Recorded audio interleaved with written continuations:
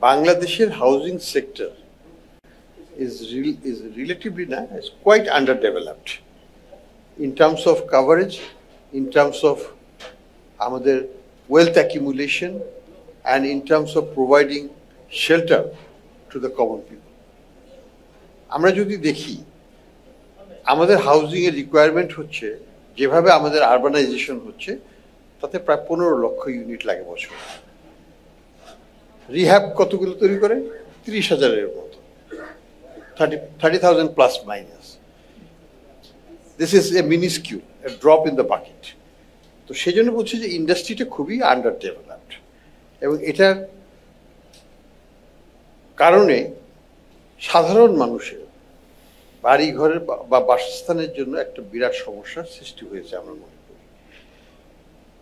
আমি কিন্তু ওই গুলশানের বাড়ি ঘরের কথা বলছি না, আমি বলছি যে অ্যাফোর্ডেবল হাউজিং ক্লাস আমাদের যেখানে হয়েছে সেটা হচ্ছে যে রিচার আপার ক্লাসের জন্য হাউজিং হচ্ছে। হ্যাঁ, সেটা সে 50-এর দশকের সেটা ধানমন্ডি হয়েছে, তারপরে গুলশান হয়েছে, বনানী হয়েছে, উত্তরা হয়েছে, পূর্বাচল হয়েছে ইত্যাদি, সবই কিন্তু আপার ক্লাস। সাধারণ মানুষের জন্য সরকার থেকে এখন পর্যন্ত কোনো সিস্টেমেটিক পলিসি নেওয়া হয় নাই, যেটা পৃথিবীর সব দেশে করা হয়। সেটা হাইয়েস্ট ক্যাপিটালিস্ট দেশেও থাকে, চীনেও আছে, ভারতেও আছে, সব দেশে আছে, আমাদের এখানে নাই। That's a very big missing area. এবং আরেকটা জিনিস হচ্ছে যে আমরা যদি দেখি what is the biggest source of wealth accumulation in the human সোসাইটিতে সব দেশেই, সেটা কি? সেটা কি ইন্ডাস্ট্রি? No, real estate. এখান থেকেই সবচেয়ে বেশি ওয়েলথ অ্যাকিউমুলেশন হয় সাধারণ লোকের জন্য। আপনি জান, আপনার যারা ছেলে মেয়েরা বাইরে যাচ্ছে, আমেরিকা আছে, কি করেছে? একটা বাড়ি কিনেছে, একটা বাড়ি কিনে সেটা ক্যাপিটাল কেস হচ্ছে, তার শেষ জীবনে ওই বাড়িটা কি সে করছে। তো এই যে প্রচেষ্টাটা একটা সম্পদ বিল্ড আপ করা ওভার দ্য লাইফ টাইম, সেটা আমাদের এখানে সেইভাবে হয়ে ওঠে নাই। আমরা যদি দেখি ফাইন্যান্সিয়াল সেক্টরেই দেখি, সাধারণত একটা উন্নত দেশে 30-40% মতো ব্যাংকের লোন থাকে হাউজিংয়ে। বাংলাদেশে কত? 2-4% depending on the banks. It's not an acceptable level. তার মানে কি? আমরা এই সেক্টরটাকে সত্যিকারের অর্থে একটা ভায়াবল ভাইব্রেন্ট সেক্টর, যেটা সাধারণ মানুষের প্রয়োজনকে মেটানোর জন্য কাজ করবে, সেইভাবে গড়ে তুলি নাই। 2 নম্বর জিনিসটা হচ্ছে এখানে সরকারের ফেলিয়ার আছে অবশ্যই।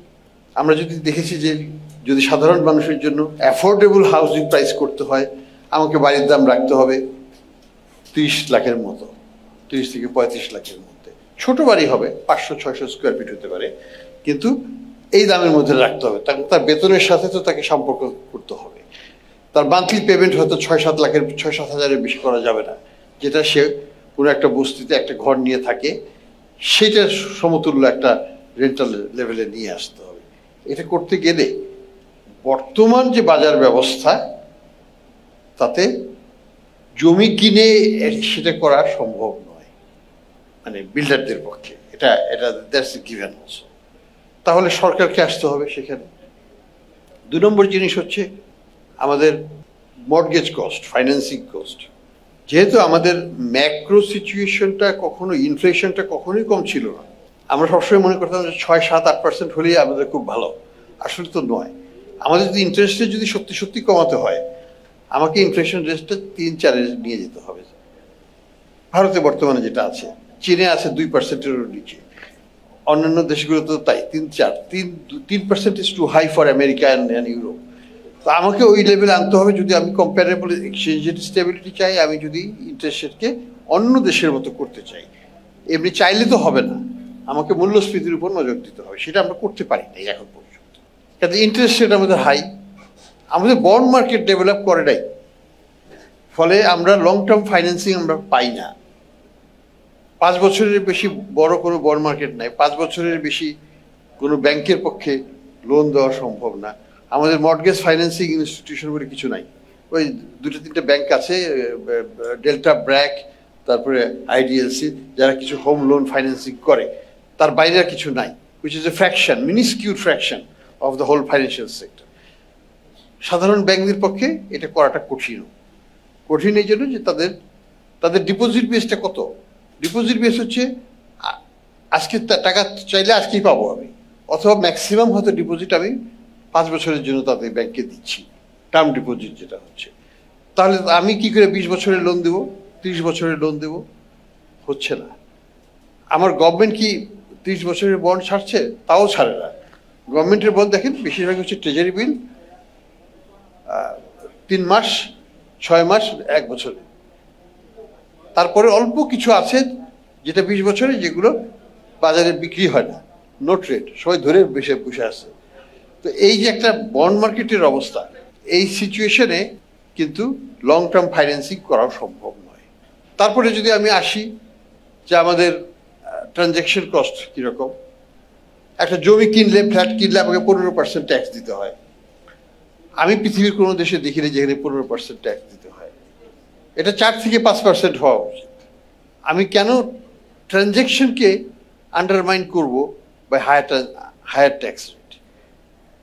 এটা তো 10 টাকা 20 টাকার জিনিস না। দিস ইজ লক্ষ কোটি টাকা, কোটি কোটি টাকার জিনিস। এটাকে যদি আমি 15% ট্যাক্স দিতে হয়, it's a huge burden on transaction. ফলে যেটা হয়, ট্রানজ্যাকশন হয় না বাজারে।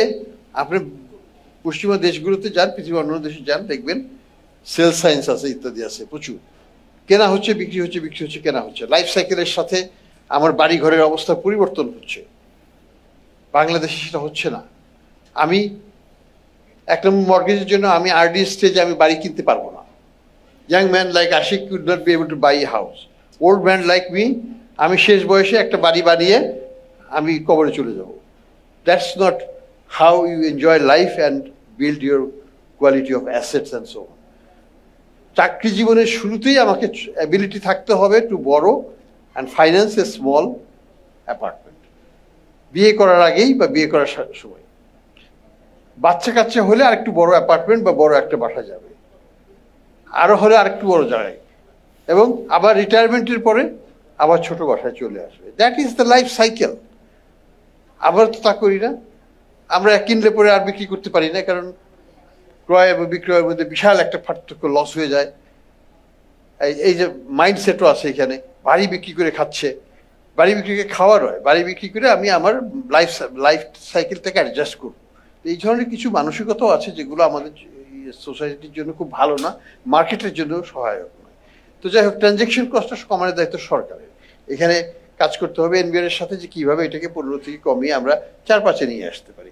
তা না হলে কিন্তু হাউজিংয়ে বড় রকমের ট্রানজ্যাকশন, এখানে লিকুইডিটি আসবে না এই মার্কেটে। এই মার্কেটে সাপ্লাই অফ হাউসও আসবে না, ডিমান্ড অফ হাউসও সেভাবে হবে না। সেটার দিকে আমাদের দেখতে হবে।